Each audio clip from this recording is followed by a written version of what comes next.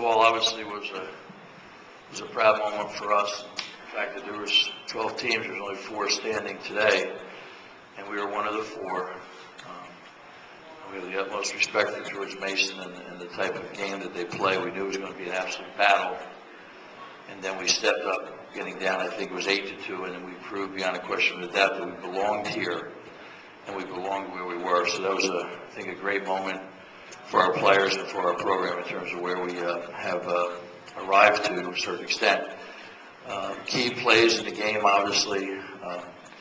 I thought our guys just improved our defense so much in the past 3 to 4 weeks, and I want to say there was 8 points scored at the end of the shot clock within the last 2 to 3 seconds of the possession.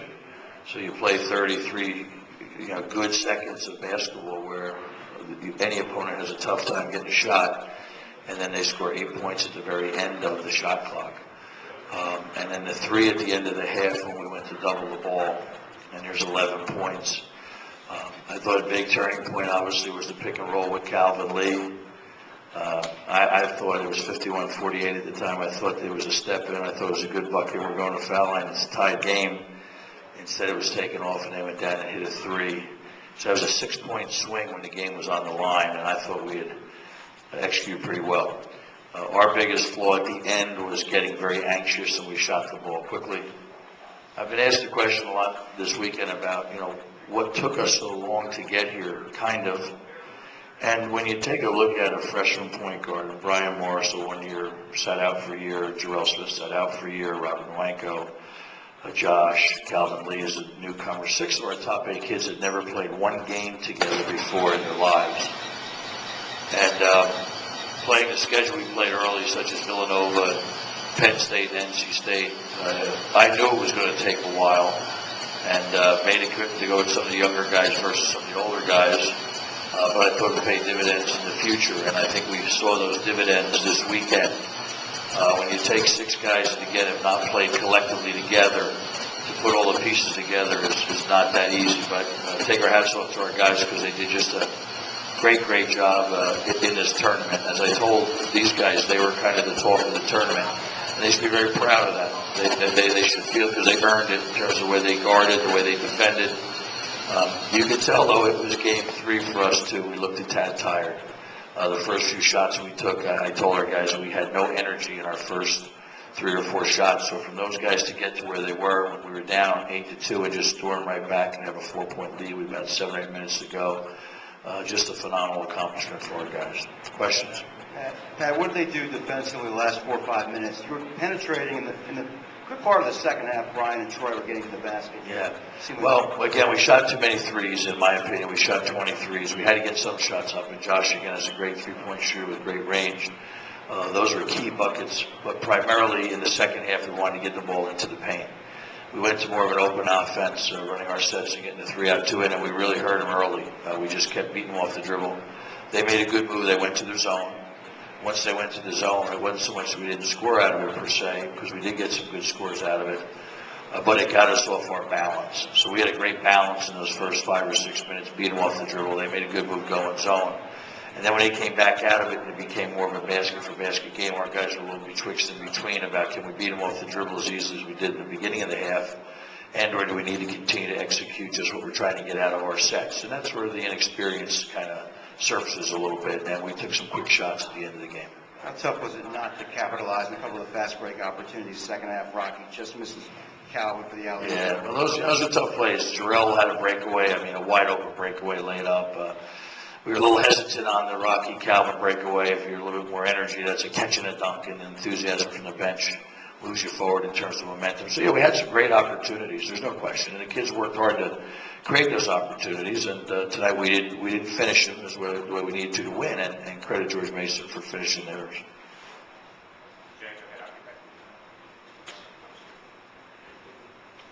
Coach, what I asked you last night about why so long, you named a couple of kids, and you named Calvin Lee.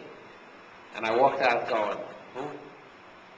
Did he just grow up before our eyes tonight? Well, Calvin we thought a very solid junior college transfer that we got from Allegheny Community College. He's from the Richmond area, great kid, and Yeah, he's just, it took him a while to get into the system. He was one of the guys I told you we lost in the middle of the year for 7, 8, 9 games. And the great thing for him is he had to play every day against Junior. And I think that helped him tremendously as well. If you got to play against Junior every day, he's going to challenge you defensively and challenge you on the glass and make you make your shots. And so, yeah, I think Calvin certainly came of age. He's very confident. But when you get to this level, you got to be able to learn how to make plays and time and score and offense. But he's pretty disciplined for a junior college guy, and we're looking forward to him having a good senior year. To Josh and Junior, Coach mentioned the fatigue. How much of a factor do you think that was, especially in the second half when you guys kind of went cold and looked like you were settling for some outside shots? I think it was a big factor. When you're playing hard and you're giving your all out there, sometimes you can get a little winded and make some lapses in play and defense that you usually wouldn't when you have your breath. So it was a factor. Fatigue, I really don't think it was a factor. I think it was just George Mason playing the way they always been playing. I mean, they've been there before, so they did a good job with not getting flustered even when we had a 4-point lead, and they just stayed with their system and fought to the end and came out with a win. What about you, Junior? I mean, did they do anything defensively on you? Obviously, you played third game in 3 nights, and you're blocking shots, you're rebounding. Did your offense get hurt because of that, because of all the energy? They just played good defense on me. It was always somebody in my face when I was shooting, and they made sure I didn't get no easy looks. And I just give them credit to having a good foundation. I think rebounding was an example of the fatigue from our standpoint. We knew our guys wanted to rebound. There were several possessions in the midway through the second half where they got 4 or 5 consecutive offensive rebounds. You knew your guys wanted to do that. You could just take the steals that Josh had, for example. Those were great, hustle plays. So it was there at times, but the consistency of the energy, I think, hurt us probably most on the backboards. It's hard to take a team like Mason and keep them to 6 assists and 10 turnovers. So we did, I thought, a really good, solid job. But you play so hard for X number of seconds, like Junior said, they do a good job of staying in their system, and then all of a sudden, it's time to go get the basketball. That's where I saw us being the most tired. Junior, if you could just talk as a senior, just talk about this weekend, what experiences, I mean, obviously a tough way to have it end, but just talk about the overall experience of it. It was a great experience because, like I said, people didn't expect us to get this far, so for us to come this far, I'm very happy with what we've done here, and I hate we had to go out like that, but just being in this kind of environment and seeing how it feels for the young guys, seeing how it feels to win in the type of environment like this, and it help them out going into next year, keep their confidence up, and it's great, and I have fun playing with it. Coach, can you talk about Junior's contribution to the team and the program? I think Junior, I could talk about that in a lot of different ways. First, as a person, and coming through some of the adversity that he has experienced as a person, he's done an incredible job. He's grown as a leader. He's grown as a person. He's grown every way possible. The next dreams for all the seniors is get your college degree and let's get you a great job somewhere in this world. We've been very successful getting our guys over to Europe.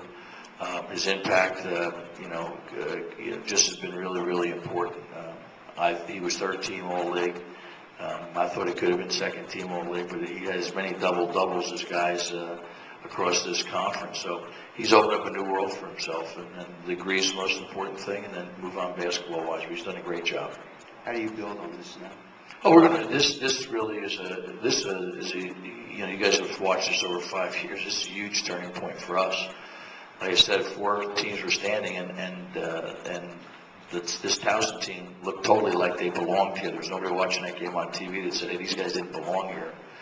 And, a few of the seniors, great contribution for Junior, but we had a lot of underclassmen out there, and you guys know we've had a terrific recruiting class. So I think we build on this and found ourselves defensively.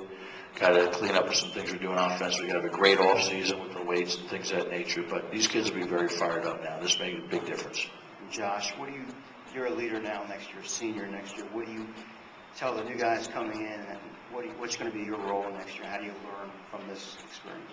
I'm trying my hardest to lead by example and just make sure the guys Give their best every time we go. I think if we would have